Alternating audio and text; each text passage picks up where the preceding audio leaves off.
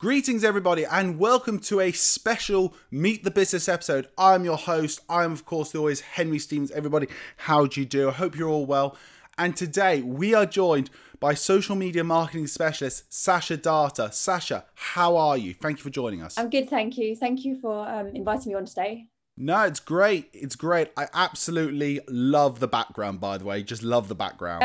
Yeah, obviously my brand colour. So, and actually, if I actually took the backdrop off, it's actually part of the colour, coincidentally, of my study. So, right, before we begin, I've just got to tell you all, everybody, if you haven't already subscribed to the Scayl YouTube channel to find all previous Meet the Business episodes and future ones, why haven't you? Don't forget, click on the subscribe button down below. Don't forget to like as well to get all future updates, but everyone as well. If you're a busy person like myself, where you want something to listen to while commuting to work, or you want something to listen to that's really insightful when you're working out, you can always listen to the audio-only podcast version of Meet the Business. It's available on Apple Podcasts, SoundCloud, Spotify, and Podbean. You can find it all on those different locations there and listen as many times as you want to this. So, are you ready to get started? yes, no, definitely. Awesome. So, can you please, just to start us off, Sascha, can you tell us about yourself and your history? Yeah, so basically, I spent over 15 years in the food and drink industry, working in brand management and MPD in some big corporates, including PepsiCo, AB Wild Foods, Muller Dairy, and even went into the brewing industry and worked for Marston's Brewery. Then I had some time out when I had children. And then after that, I wanted to continue working in marketing, but I found it was going to be very challenging to go back into the corporate world in a full-time job. So I decided to set myself up and started Marketing Strategizer as a freelance consultant. And so now I specialize in marketing and particularly social media, mainly working with food and drink entrepreneurs, as opposed to like corporates now. So, and the reason that's why I focus a lot on social media now, because a lot of people want help with social media when they're first starting out with their business. So that's sort of how I got into that. And then on top of that, I'm also an ambassador, the lead ambassador for Food Hack London, which is a community for food and drink entrepreneurs. That's really great, Sascha. Now, can we move on? Moving on to the business side of things, really. For our audience out here, and who's ever watching this or maybe listening to it on the podcast, can you really sort of tell us about sort of marketing strategies? What exactly are they? Well, basically, if normally when I work with someone, I'll normally start with like auditing what they're already doing and finding out like, what's the understanding the market they're in, who their competitors are, who's their target market, where they're currently got their product distributed or located, and going into more depth on that. When I say looking at competitive things, it would be looking at like pricing and the range and the positioning of the products versus everyone else. Because I think before you can actually write a strategy, you've got to understand where you're working from, and then off the back of that, then you can come up with a strategy. And at the very top line level, that is defining what your goal is and what you're trying to achieve with your brand. And then making sure you have a clear USP, which you should work that out from doing your audit, if you like. Making sure you have a clearly defined target audience, because some people can be quite vague on this. And I think it's the more specific you can be, the easier it will be to like target your product to the right audience. And then making sure you've got your pricing right, your range right, distribution, thinking about where you want to be, like trying to get listings, or are you trying to just be an online business? You've got to be clear on where you're trying to go.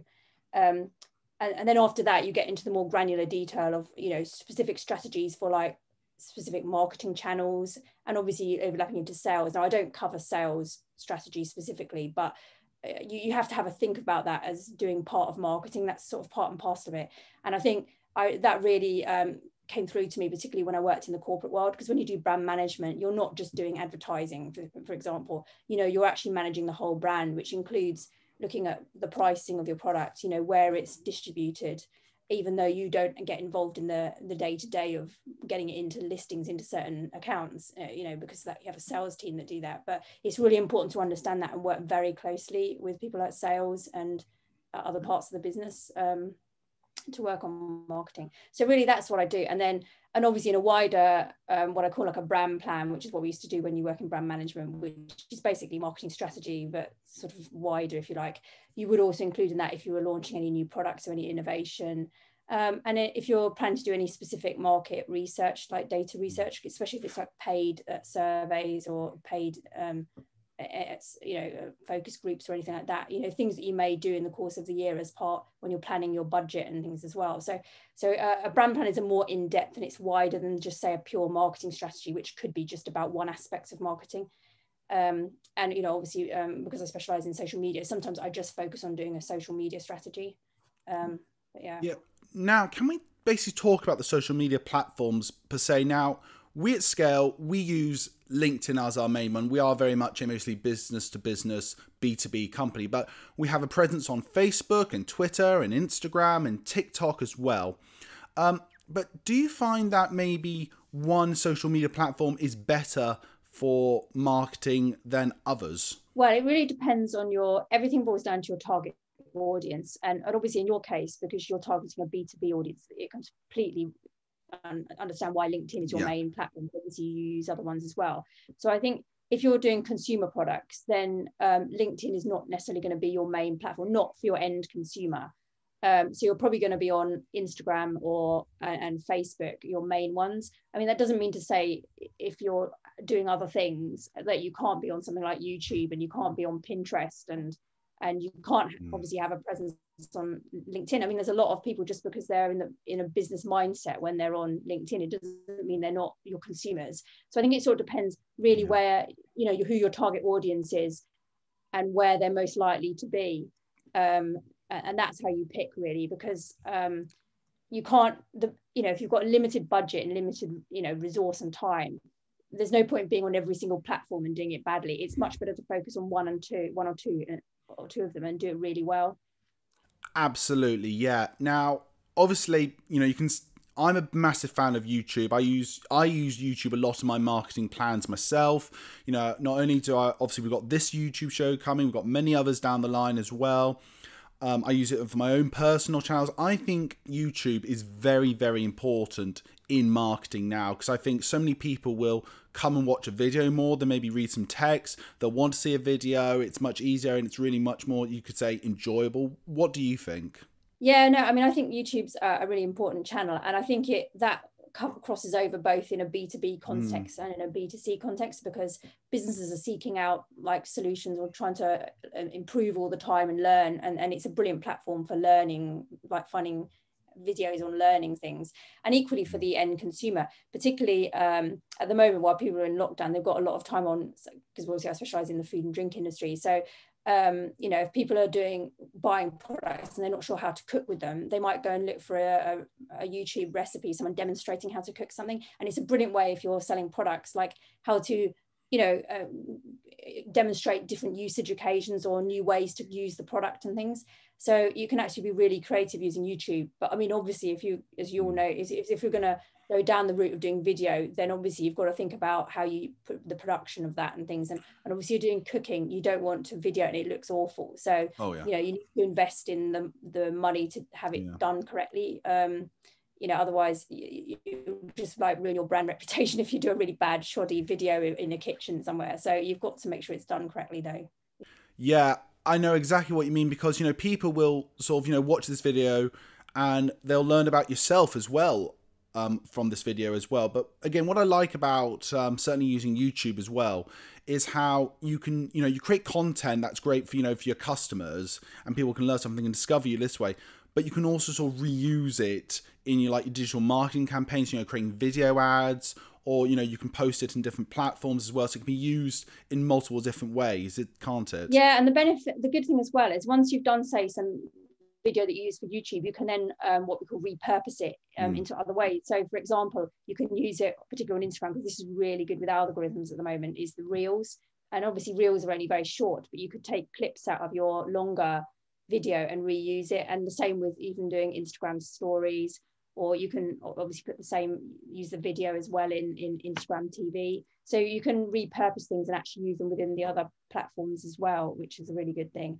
I mean, the one thing I will say is if you are limited on budget, but you do want to do video, then the best thing to do would be actually go live on like Facebook and Instagram, because people expect it to be raw and authentic and real. It doesn't have to be a polished video. So I think if you're limited on budget, it's better to just do it as a live.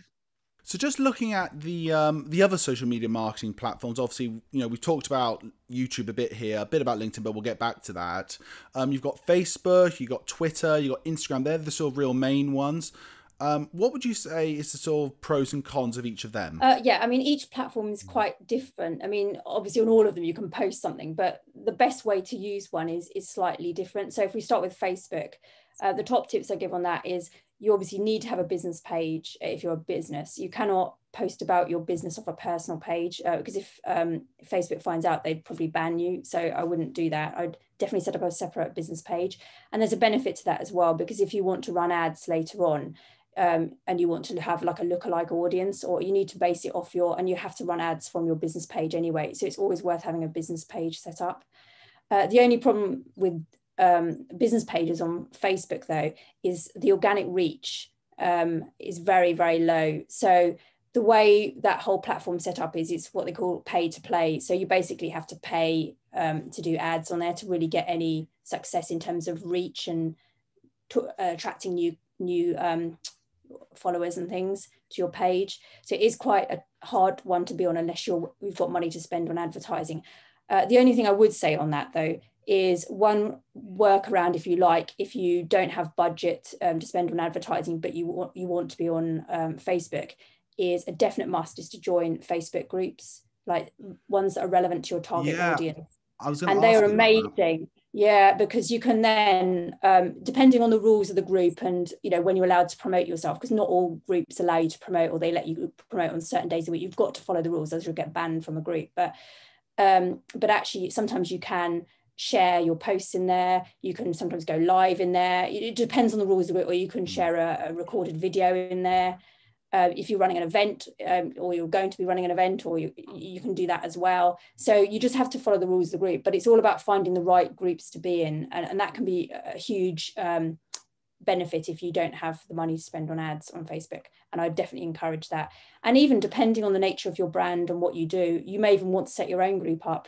I mean, there's a bit of work involved in running a group, but if you have something where you could create community around something, then there's no reason why you couldn't. And that's a good way then, because you've got an audience to talk to and obviously promote things. Or if you're launching new products and you want to test some ideas out, it's like a sounding board.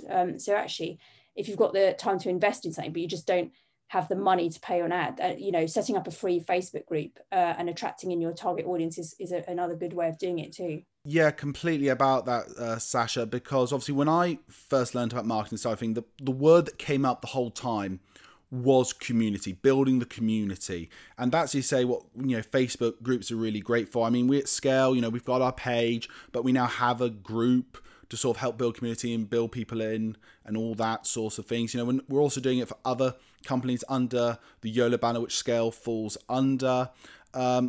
Community, I think, is just so important when it comes to marketing and all that stuff, certainly for the back end side. But do you really agree with that? Definitely, because the thing is, when you just have a business page or like a website, it's a one-way.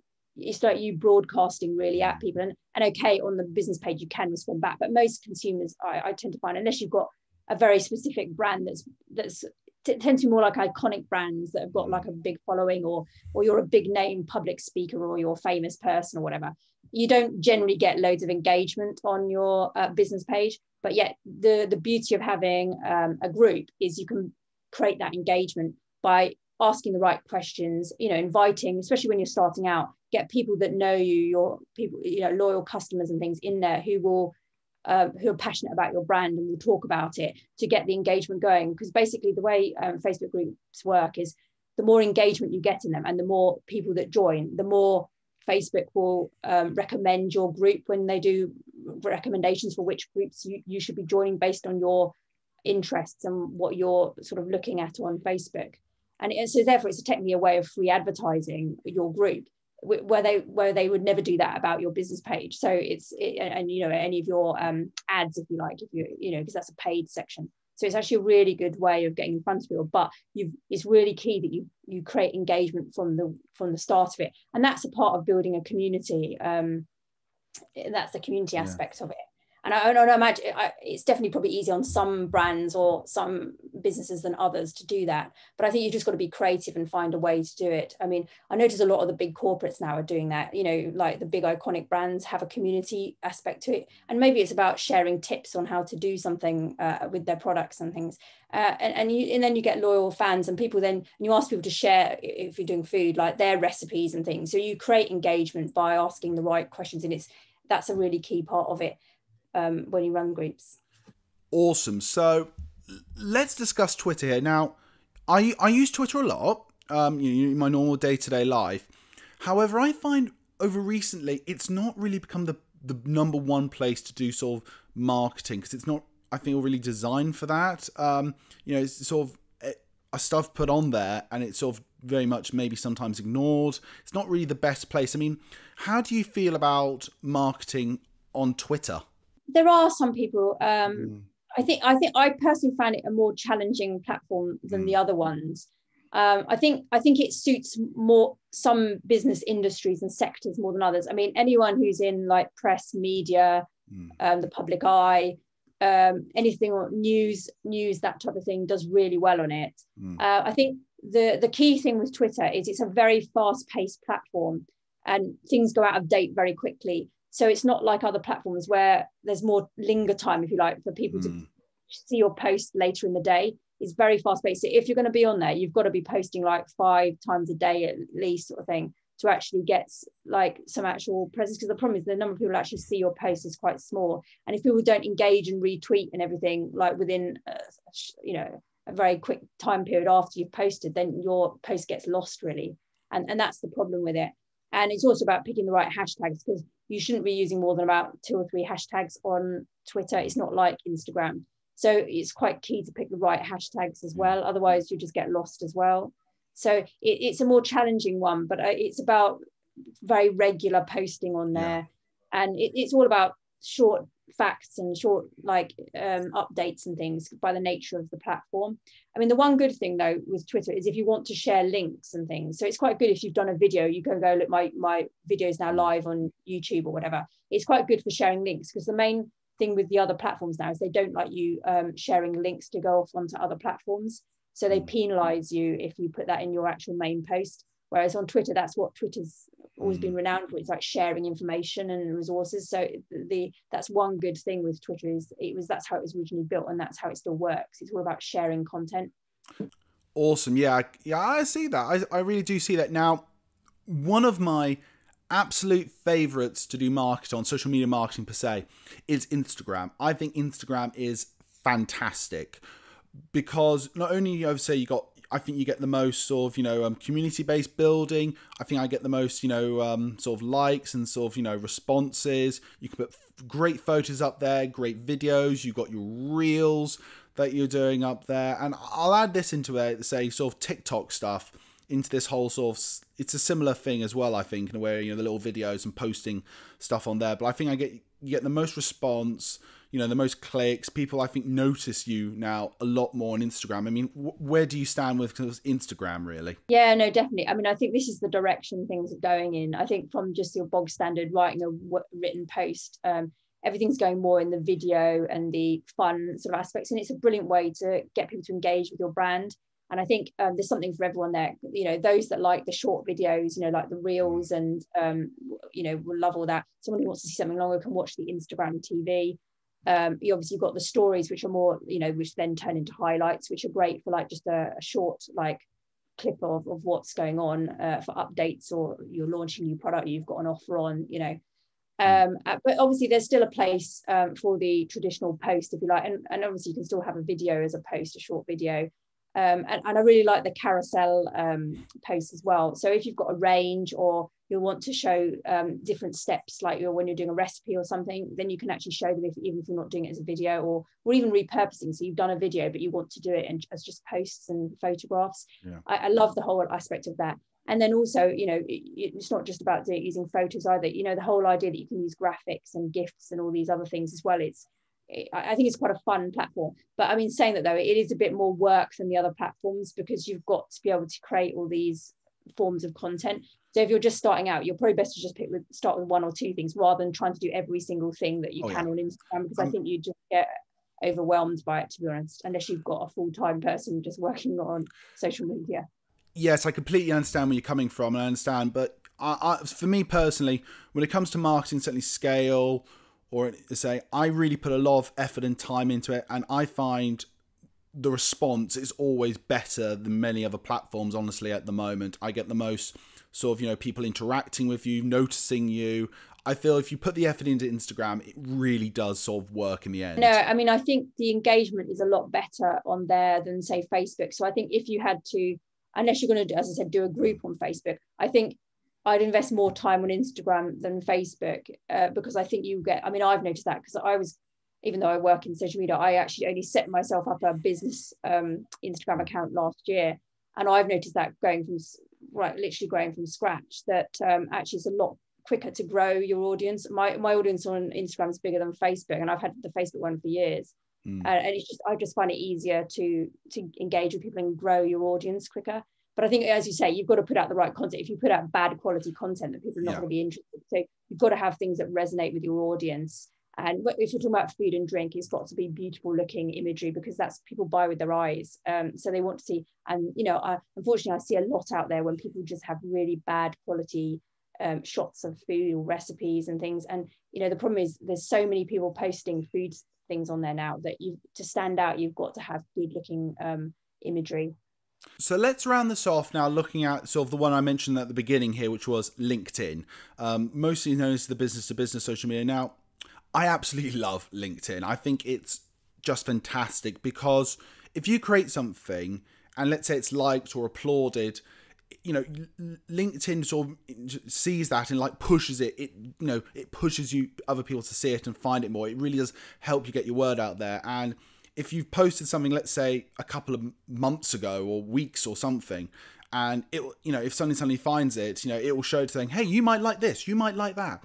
I think LinkedIn is just one of the best social media platforms for marketing out there, without a shadow of a doubt in my mind. Yeah, I mean, LinkedIn's changed a lot, actually. I think particularly since we've had the whole COVID situation, I think because people have been on there more and they've been using it in different ways to like the traditionally what LinkedIn was used for. Because originally in its heyday, it was more for recruiters or people trying to sell business services to people. But it's sort of gone beyond that now, and it's very corporate and very business-like. But people are sharing more of their personal stories and what's going on. It's going a bit more in the direction of Facebook, if you like. But I think, as you say, one of the beauties of LinkedIn, which has obviously changed from all the other platforms with their algorithms, is actually if people engage with your post, they then show it to more people, and it's over a period of time. So actually, that's a benefit in the sense you don't need to be posting so frequently on there if you're limited on time, because your post could still be, I mean, I post sometimes and then about a week or 2 weeks later, but I still get likes and comments on it, because that's the beauty of it. That would not happen on the other posts. I mean, you do get it to some degree on Instagram, because people just scroll and see posts and then like it. But you definitely would never get that on Twitter, and it would be very hard to get that on Facebook. So, and that's what I think is a really good thing. But I think there's one thing I think there's an important thing to say on LinkedIn is, at the moment, it's a lot easier to get traction on your personal page than on a business page. But I think everyone should have a business page, because it's like a shop window, really, like you have a website to showcase your business on there. And even if you're not getting a lot of traction, because the problem with the business page is you don't get the same traction you do on a personal account. So I think unless you've got a big team where you can encourage all your staff to share the posts off the business page, it's normally better if you're a small business, like the co-founder, one of the directors, whatever, to actually do the posting yourself from your personal account. And even if you're sharing it from your business account, because you'll just get more reach and more traction. And as you say, you can share something and then like you get lots of likes, and then it gets shared more. And then if you get to a certain level, then you get recommended and you get shown to even more people. So it's a really good platform. But I think it's about sharing content that's got some benefit. It's not a platform to just do hard selling on. So people normally like a story about the co-founder, the founders, or you know, a process you went through to achieve something, or some learnings you had. People quite like that type of thing. But you can also mix it up with a bit more personal things, like this is what I get up to behind the scenes, or you know, at the weekend or thing, as long as it's sort of reasonable, you know. So I find people are more open to more things than traditionally LinkedIn was used for. Thank you very much for that answer, very much. Now, we've talked quite a bit now about, you know, the pros and cons of the different platforms and the sort of things that you could put on there, but let's now actually bring it into content. So what I'm sort of asking really now is, in your opinion, what content do you think should really go on Facebook? What content should go on Twitter? What should go on Instagram, LinkedIn? So what's the best content per each social media sort of platform? I mean, before I just go into the specifics on each platform, I just want to say there's generally three types of content, if you like, just to set the scene here. So you've got created stuff content, which is basically things you create yourself. You've got what we call curated content, which is sharing other people's content, which is obviously what you do a lot on Twitter, because that's just by the nature of it, where you share links to other people's posts and things. And then we've got what you call user generated content, which is basically when you share other people's posts where they've created something and included your brand in it. And that's a very powerful way, because it's a bit like a testimonial, if you like. And it's a form of curated content, but it's always seen in the social media world as a separate sort of form of type of content. So it's actually good to think about that when you're looking at each of the different platforms. And then obviously, in terms of different formats of content, obviously you've just talked about video. You've obviously got written as in post. You can do audio if you just want, you know, like podcast type format. Obviously visuals in terms of photos, and then obviously graphics, which can be things like a quote or a testimonial that's done on a graphic thing. So, and then coming back onto the specifics of the platforms, in terms of Facebook, anything video works really well, and particularly at the moment lives. So if you can do lives and video, and the Facebook stories as well are really popular.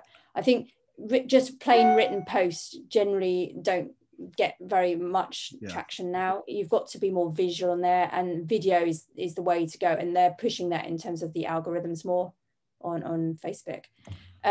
Instagram, again, they're pushing more the video forms, so Reels is really popular. They're trying to push the stories as well, so that one, and just going and live video again, they're all going down that route. It's basically because they're all trying to compete with like TikTok, who sort of started all this sort of live stuff and short videos and things. So anything you do there, it doesn't mean you still can't post photos and things, but you'll get more traction if you do more video based work on both of those.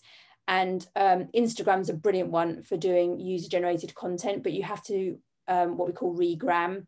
So you have to credit the person. Well, it's the same on any platform, but you must credit people. If you're going to share a post that someone's like maybe cooked with your product and put a post up about it, and you want to include it on your business page, your page, you know, you need to accredit them and do a regram, which is a set way of doing that. You can't just like, it's quite hard on Instagram. You can't just like post someone's post. You have to go through a process to actually regram it. Whereas on the other platforms, if you're doing user generated content, you can just share the post and credit the person. It's a lot easier to do.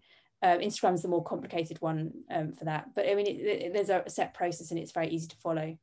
If I could just actually add into that sort of, you just mentioned about podcasts there. Now, obviously, this episode, as I said in the beginning, it's available in podcast form on all those different platforms. I myself do a podcast myself. I'm a guest on another person's podcast. You know, I do a bit of podcasting myself. But I always felt like it was sort of a sort of dying thing, actually, podcasting. You know, people still enjoy them, but, you know, it started so yonks ago. Now people have maybe moved on instead of audio to video. I mean, do you disagree really with that comment? I might be wrong here. No, I think it's actually going to be growing. I think this area of audio is on the increase, actually. I think because the benefit of it, you don't have to sit in front of a screen to watch it. You can consume it on the go, if you like. So whether you're doing exercise or you're commuting, I mean, obviously not so many people are commuting at the moment, but it's quite a good form. And then you've got the likes, I mean, we didn't even talk about this, but this new platform, which some people may not even be aware of, called Clubhouse, which is all about audio. The way it works is it's a bit like podcasting, but the difference is that it's not recorded. So it's all about just listening to people and talking, like it's a bit like radio, I guess, in that sense. It's not recorded though, so any of your conversations or anything aren't. And this is really exploded. I mean, it's only in a beta format at the moment, and very invite only access to this so like new platform, if you like. But I think it's going to be big, because I think people like the whole idea of they can be doing something else while they're listening, and I think that's the beauty. And I think audio is just very accessible for everybody. So I think that's one to watch. And as I said, at the moment, you can even share your podcasts or on the platforms to get people to watch them as well and listen to them. So Sascha, please tell me, in your own words, your own opinion, out of all the different content, pictures, videos, blog posts, podcasts, etc., do you think there's one piece of content, style of content, that just works best overall above others, that works on all the platforms, that's sort of like a universal thing that could be really, really useful for businesses? Well, I think doing live video is one of the best things, because the benefit of that is you can go live on both Facebook and Instagram, and then you can share it afterwards, the recording, on Twitter, or you can even go live on Twitter if you want as well, and LinkedIn. The thing with LinkedIn is you can't just start out going live on LinkedIn, because you have to apply to be live on there. So I think it's one of these, if you really want to do that longer term as a strategy, you'd have to apply, and you normally have to show proof from other platforms that you do public speaking, and you regularly, like you have a podcast or something, you're a regular contributor to this type of thing to actually get accepted.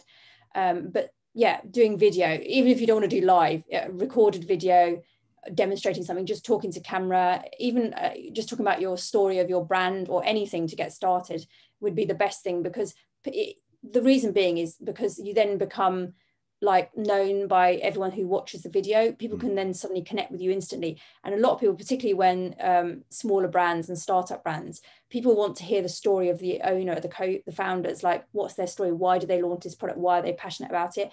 And if they resonate with you, they're more likely to buy or try your product, as opposed to if you're just like every other brand that's out there on the shelf and they don't have any personal connection with you. So it's a really powerful way to sort of cut through if you're a startup and a new brand being launched and you want to get known.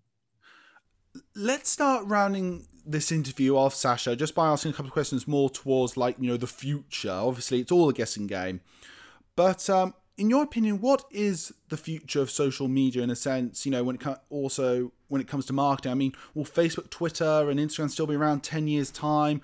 Will we have new ways of exploring it? What in your opinion is, going to be the future landscape of social media, really? Yeah, I think this is a good question, actually. I think we're going to see a lot more consolidation of different ones, because what's happening at the moment is different platforms are buying up different other aspects. So if there's a new startup that's done something really great, and it's, the big players have got the money to go and buy that and integrate it into their business, which is obviously what Facebook did with Instagram.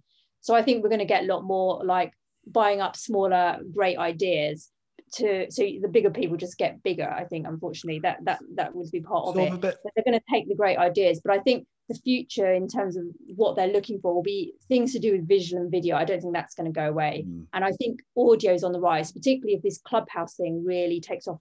And they've been very clever about the way they started this, because it was originally tech businesses that used to started out trying to find investors and things for their tech. And then they broadened it out and got celebrities involved in it. And then now the next layer in, they've brought in like entrepreneurs. And then obviously at some point it will go wide to like the general public. And I think the reason, because they've built it up like that, this sort of halo effect and the desirability, because you have to be invited to join, it makes it quite an exclusive platform.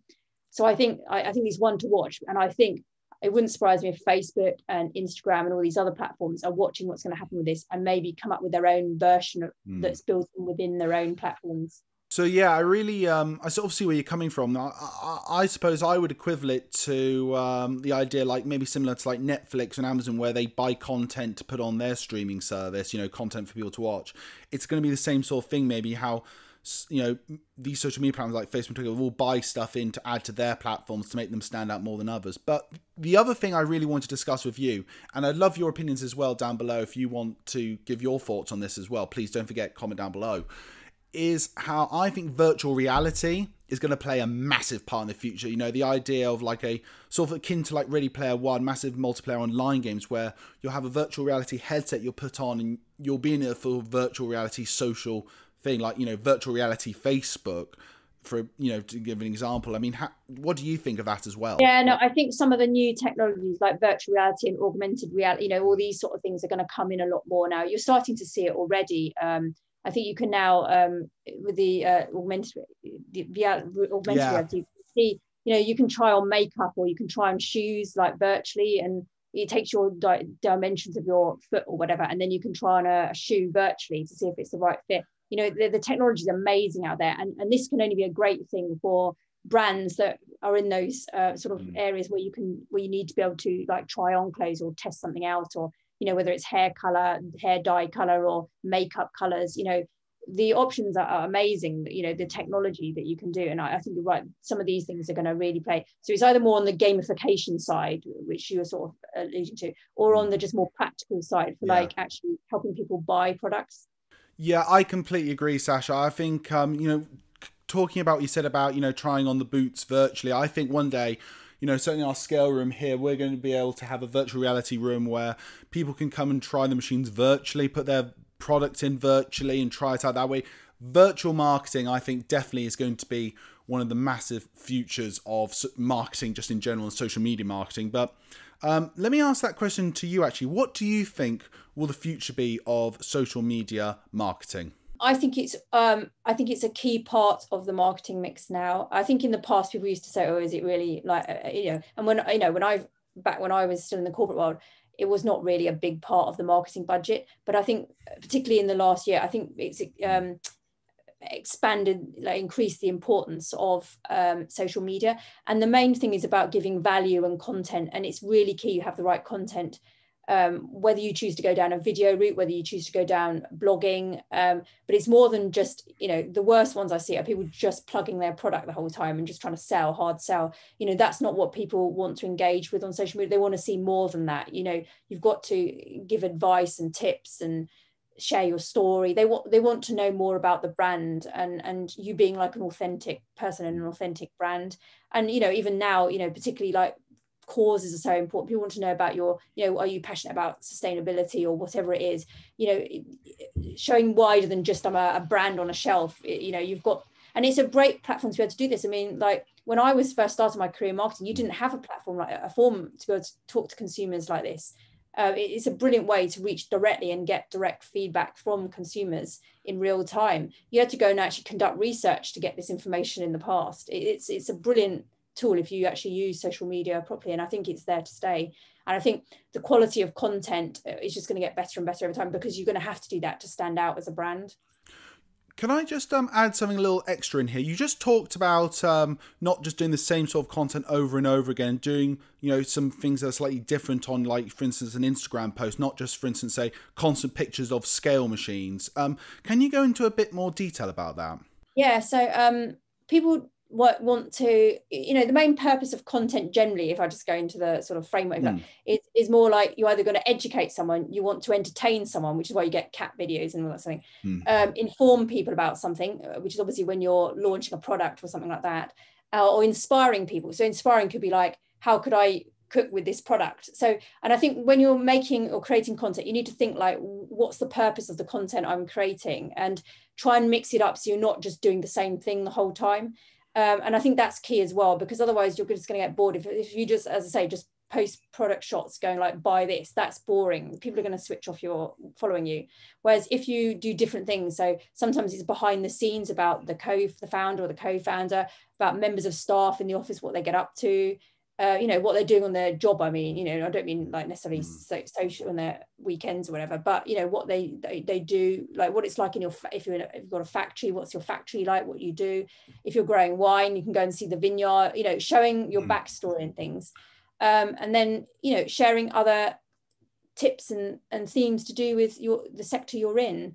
So, you know, if you make Indian spices, for example, then showing like recipes, how to cook them, like where are the spices sourced, and talk about that. You know, even talk about things to do with India. You know, you can expand it into like lots of different topics, but think of topics around there. And likewise, if you're a brand that's a sustainable brand, explain what you do and like what causes, or if you support a charity, talk about the charity that you work with. You can also be creative and share, you decide like once a week or something, you're going to share users' recipes or something like that if you're doing food. So you can be like, the ideas are endless when you start thinking about it. I think the best way to do this, if you're going to look at it, is to sit down and think about topics and themes that are relevant to your business and what your target audience would be interested in listening to related to that, and then come up with different ideas and rotate them, so you're not just talking about the same thing the whole time. Right, everybody, that is the end of this interview. I want to thank Sascha so much for being on here. Sascha, thank you so much for being on here. Before you go, can you please just quickly tell everybody where they can find you as well? Yeah, well, thank you for having me on. It's been great chatting to you today. Yes, you can find me. My website is marketingstrategizer, spelled with an S, .com. So that's marketing and STRATEGISER.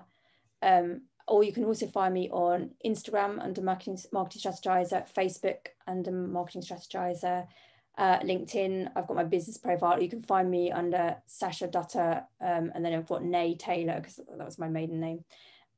So yeah, you can find me on any of those. And if you're interested, if you're a food and drink business and you're interested in joining the UK Food Hack group, you can find us on Facebook. So it's a Food Hack UK Facebook group. Right, thank you very much, absolutely. And as always, everybody, my name's Henry Stevens, and this has been Scayl Meet the Business. Goodbye.